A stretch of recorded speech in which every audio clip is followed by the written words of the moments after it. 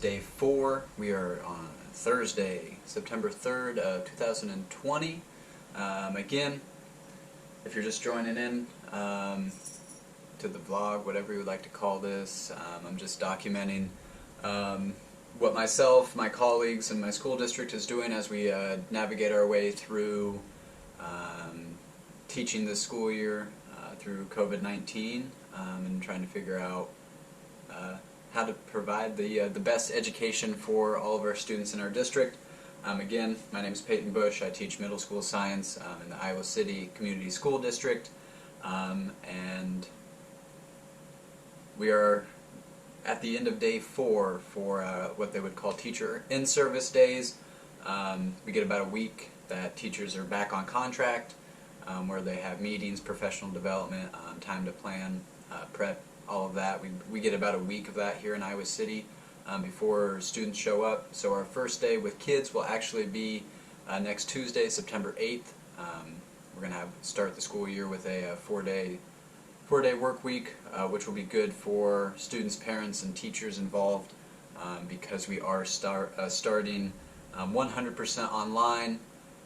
That had been changed from the hybrid model. Our district got a waiver from the governor saying that we're allowed 2 weeks to start online, so we're going to, and that is awesome because in Johnson County the positivity rates of COVID-19 since university students has come back.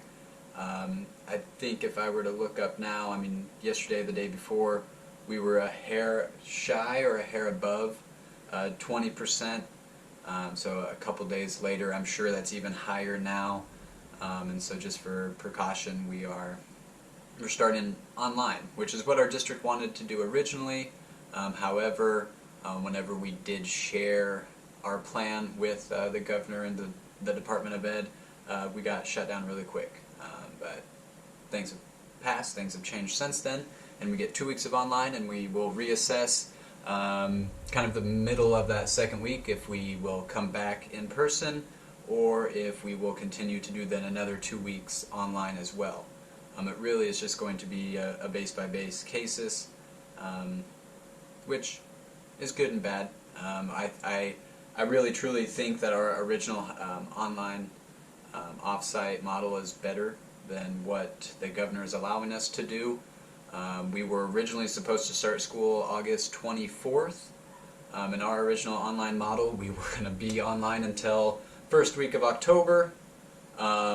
If we were able to come back, again, we were going to assess the rates before we even came back in the first place, but we knew for sure we would be online until the first week of October, and then from there we were going to do a month-by-month basis to look at the numbers and see if it would make sense to come back to school or not. But hey, you work with what you're given, so at least we have 2 weeks to try to lower the positivity rate. Hopefully the numbers go down. Again, this will help eliminate how many teachers and students, administrators, support staff get sick. Again, the possibility of that, you can never be zero because we still have to go out and go to the grocery store and things like that. But without congregating in a school, that will help quite a bit. As we get down the past few days of our in-service week, it becomes less and less meetings and more prep and work time. However, this morning we did have kind of, I think it's our last scheduled meeting of our week. The program that we use in our school district at the middle school and high school level to distribute online work and communicate with students is called Canvas. And so then this morning we just had a Canvas meeting discussing kind of how that's going to be used. He answered. Sorry about the jump in the video. It ended in the middle of my first go through. So the trimming may not match up exactly, but I'm going to rewind a little bit.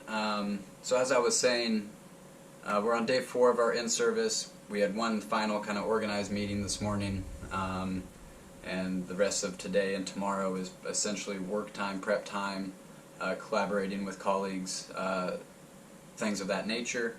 This morning's meeting to me was extremely beneficial. It definitely answered a lot of questions that I had about the schedule and grading and other kind of housekeeping things as well. I keep notes. I try to keep notes. Oddly enough, it may sound crazy being a teacher, but I don't have the best memorization skills. I don't remember everything off the top of my head, so I do have to write things down. And then it's just good for me later on. If I need to reference something, I definitely have something I can go back to and look at. So I do it for a couple of different reasons. I've been doing it. Again, I haven't had any interaction. I haven't had any chat with any of these videos, so I'm not sure exactly what may get anybody interested. I mean, if you do have any comment or questions, by all means, go ahead and drop it down on the video, and I will try to figure out a way to respond to you and go from there. But anyways, just jumping right into it, like I had mentioned, we are 100% online, but it's an online hybrid style, which has been really hard for myself personally to wrap my head around it, as well as I'm sure my colleagues as well. And so it definitely got broken down a lot better for us today. So our kids are split into essentially A and B groups. Our A groups will go the beginning of the week, and our B groups will go in the end of the week, with Wednesdays being alternate on who comes. So, for example, one week the A group may come Monday through Wednesday, and then be at home Thursday and Friday, and then another week the A group will only come Monday and Tuesday, and then be at home Wednesday through Friday. So it's a little different. It's really different. So that's one change, is the kids will only be at school essentially 2 days out of the week. And then on top of that, they're only having 4 class periods a day, and it's not the entire day. We're still having our normal 42-minute class sessions. However, periods 1 through 4, essentially your A group, is going to meet Monday through Wednesday mornings, depending on the week. It may just be Monday and Tuesday. We'll meet in the mornings. And then we have lunch, and then in the afternoon is time for what they're calling asynchronous learning, where teachers can have more Zoom meetings with students. They can have smaller breakout groups with students. They can meet with students one-on-one. They're able to provide real-time feedback with students working on work instead of waiting for the student to hand or not hand in the work. It allows a lot more freedom for the teacher and student to have more open conversations about what's going on in class, and again, what the student's doing. It sounds counterproductive, I understand, because you're only having half the kids in the school for half the day, and then what are they doing the other half? But ultimately, the achievement gap is already so wide, and in our district in particular, and we may just be kind of an anomaly in some sense, but we have a lot of high achieving students that are fully capable of taking care of themselves. Where on the flip side of that, we also have a lot of lower achieving students that need and deserve a lot more support and extra help, and so this schedule and the setup that we have is going to allow those higher achieving students to have more time and more capability to go explore and adventure in things that they like, and give them more rigorous extension activities, while then teachers, paras, special ed teachers can have more time with those students that need that time, like I was just saying. The goal is, yes, to have everybody get to the standard, but for some, they need different scaffolds than others, and others need more support in order to meet those standards. So it'll be interesting. So the week itself will be like Monday through Thursday. The kids will come in, it'll be like a normal class time in the morning or the afternoon, and then Fridays everybody checks in online. And so how we kind of been instructed was on Fridays, the students would still start their class at their normal time that they would meet with the teacher Monday, Tuesday, Wednesday, or Thursday. However, at this time we're not really supposed to be introducing any more new material. This is a chance, this is a chance for the students to ask any questions. I mean, if there's a reteaching activity the teacher knows or can do, then that's a perfect time for the teacher to do a reteaching activity.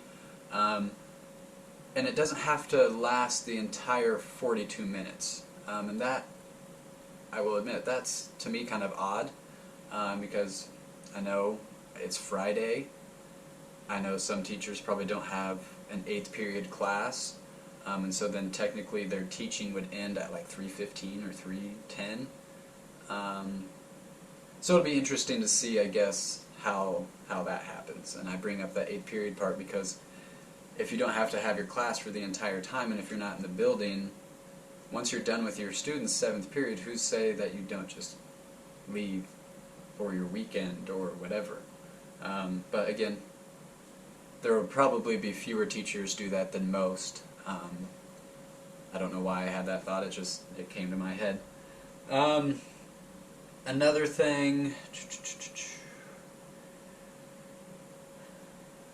so the asynchronous time, that's where we're reteaching students, holding office hours, giving feedback, monitoring any online discussions, and discussing with students through Zoom or email. Teachers still have their prep time, so time where they're supposed to be really to themselves, getting ready what they need to get ready, and that still stays the same. We actually do grade, even though giving feedback and grades sound the same. Giving feedback is really directing the student on getting to the end goal without actually helping or providing them the answer. And then prep, we also meet with other teachers. We have PLCs, which consist of people that teach your same grade. I'll be in a PLC with the other 7th grade science teachers, and I'll also be in a PLC with the other 8th grade science teachers. Another thing that's stressed for this school year, and I know a lot of schools are already making this change and have been making this change before COVID, and that is it's essentially standard-based grading, so only grade things that are authentic to whatever standard it is you were trying to teach. So no more of just grading a worksheet because you felt like giving the kids a worksheet and grading it. It actually has to mean something. Yes, it's hard to believe we went through school and did things that didn't matter and got graded. That's the change that I was kind of talking about in my previous video of hopefully where the educational system's going. But we'll see. If you do grade homework, for this year they want homework to be less than 15% of your grade. They really want the student's grade to come from assessments, and assessments is really a loose term again this year as well, because that could be like written work where the students are applying any knowledge that they've learned, presentations. It could be if you're able to do some sort of lab virtually or online. If you have some structured discussion, probably with some Q&A involved, that can count as an assessment. And then your typical tests and quizzes, even though there was a note saying you probably don't want to give a test and quiz for every single assessment because that isn't going to truly depict if these students and kids are learning the material at home like they probably would in the school. So just a few things to think about. Along with that, I mean, standards-based grading does the same thing with retakes. We have a new retake policy this year. Students are able to retake everything until they are proficient, so that just means they understand it. And proficient isn't an A, proficient is C level. So you're not, proficient isn't we're trying to make sure everybody has an A+ in the class. Proficient is getting them to the point of they know it, and so then they can build on it and move on to the next standard or whatever the next task may be. Then we talked about kind of our Zoom classroom expectations, what we should expect from our students. They have a meeting tonight with parents on what is expected from parents and students during the Zoom meetings, and they shared some of those with us. Students must use their preferred name. So we have some students going through transitions that use different names, and so it may appear different in Power School and in our grade book than what the student actually identifies by going as, and so the student just has to fill out their Zoom form with their preferred name that they want to be called. We're only going to take attendance when we're supposed to be in class, so synchronous learning, so period 1 on Monday. I'll take attendance, but I won't take attendance for period 1 on Thursday because we're not meeting, because that's not one of their days. We're not going to require students to have their cameras on whenever we are zooming with them. That's an equity piece. Again, it could save a student from embarrassment. I mean, it's a tough thing to kind of wrap our heads around and discuss. So we're not requiring students to have them on, but we are preferring it, again, just to see their faces. It helps create and build those relationships that will be important later on once, and hopefully we get back in the building. But again, we are giving students that choice. And they don't have to project their background like you see my messy background here. The students don't have to do that. There's a way through Zoom where they can change their background to be a virtual picture. But then again, because it is school, it has to be school appropriate. So that will also, I'm sure, be a challenge. Maybe for some students, I don't know. Hopefully not. Again, this is 7th and 8th grade, so just think about how you were in 7th and 8th grade. We do homerooms, junior high, they're in the mornings. That's new this year. And ultimately it's just got moved to the mornings really to be a check-in piece with students. Again, just kind of get them prepared for the day before actually starting school. Making sure Chromebooks may be charged, making sure everything is working properly, and everything else in between. Who knows the situations that could pop up. During homeroom, these students will get time to work on homework. This year we're going to be teaching kind of equality and equity lessons to these kids. We're going to be kind of implementing kind of that internalization piece of like understanding feelings, thinking through our emotions and handling our feelings and emotions. So that, I mean, honestly and truthfully, that's not just going to be beneficial for students. I mean, that's going to be beneficial for, I mean, all the staff involved. It's always important for people to talk about how and why they're feeling, what they're feeling, and I know from personal experience I do a terrible job at that. So we can see kind of what happens and where we go from there. It'll be fun. I'm excited to see the changes and where we go from there. And again, just some more kind of like housekeeping things that we talked about. We have our materials for the school year right now. It was just shared with us if we think or if we come across something that we would like maybe to get for the district. We just have to include X, Y, and Z in our emails and requests, and then hopefully the district will get whatever that is for us. We have pairs with students. We have students that are one-to-one, and so what that means is there's an adult that is with that student all day long and goes to class with that student all day long. And so one thing that we were reminded of today is when we create these Zoom meetings, to give any other teacher that may be a part of the class, any other adult like para or associate, co-host privileges to this class. And I believe what that does, we haven't played around with this much yet. Tomorrow we're going to set some things up so that we can play around with Zoom as a district, or as a school, and figure out exactly what each thing does, because we don't quite know yet. But my guess is if somebody's co-host, they'll be able to answer things in chat, maybe mute or unmute kids or people, hopefully not kick anybody out. That is, I think, a question that's been asked in a roundabout way but has not quite been answered, because in school you could send your kid to the office or an advisory room and they would talk it out or spend the rest of the class period in there, and then there would be some sort of repercussion afterwards, some sort of follow-up. But with a Zoom meeting, you don't send them anywhere, and that's the challenge. Is they're stuck there. They're stuck there, or they're kicked out until the next time you meet with those kids. And sometimes, if that happens with an A group, if that happens on a Tuesday, and we don't meet on a Wednesday, I'm not going to see that kid possibly again until that next Monday. So that creates a lot of challenges when it comes to really disciplining and then establishing that positive relationship with that student. So that's one thing that's kind of worrisome. But I think ultimately, it's been 5 months. I think and I hope most kids want to be back.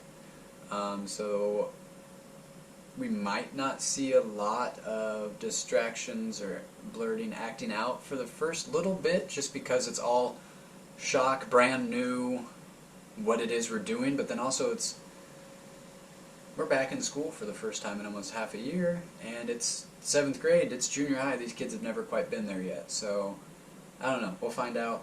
It'll be fun. It will be fun. I'm excited to see it. I'm nervous as hell. I really am. I'm not sure how things will go. Nobody knows. Nobody knows at all any answer to any question that anybody may have, and that's where a lot of people get frustrated. But then that's also why we have to remember we're all in the same boat, because nobody knows. We can pretend to know, I mean, and that's all great, and there's nothing wrong with that. But just remember, I mean, right now things suck for everybody, and I'm not meaning that in a bad way. I mean, that's just, things suck. So what can we do to make things better? And again, if you have positive intent, if you have good intent, and if you act in those ways, good things, positive things will happen. And if you don't, then bad or negative things will happen. Things are tough for everybody. So that's why it's important to continue to be nice to one another, be polite to one another. You don't know everybody's battles that they're dealing with at home, at work, with family, with friends. So just be polite, be nice, and things will figure themselves out. I guess before the end of this, I do have to apologize for the cutting of the video. There's something going on with my GoPro at the moment, where the video kept getting cut, so I had to keep restarting at certain points, so I do apologize for that. But please, guys, any questions, comments, toss them down in the video. I'll get back to you guys when I can. Please hit like, please subscribe so that I can continue to do this. When and if it ever gets to that level, I'd love to help provide any support to my school through doing this one way or another. I ultimately don't know what that would mean, but I appreciate it. Stay safe, guys. Drink your water, wear your mask, be nice to your friends. Again, keep coming in, keep checking in on me and how we're doing here. 7th grade, 8th grade science in the Iowa City Community School District. So take care, guys. Thank you. Have a good night.